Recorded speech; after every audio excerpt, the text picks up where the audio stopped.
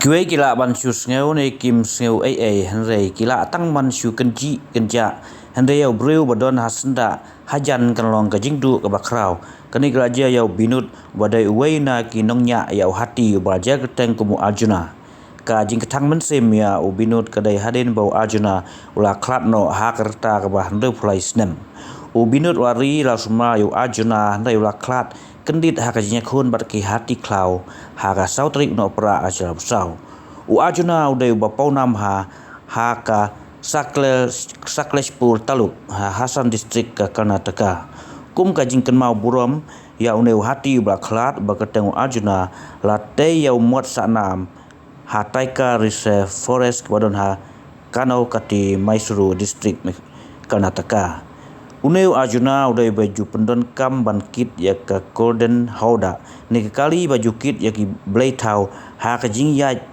lekniam desara ha kanong ba Mysuru jongki reunget Hindu wa syadung dau buniat nakrung ha katei ketaring onto that elephant actually, because you saw the tusk also crossing like that. It had a huge tusk actually, which could touch the ground. What is the name? Which one? This we have not named it. If you want, you can. Age is an adult one. Until unless you know the depth of that foot, right, you will not be able to name it. You can name him David. Mass capturing of elephants called as Kedda. The methodology was called as Kedda operation. You can get that video on YouTube. There is a video. Okay? So what they used to do is they used to drive the elephant from the backwater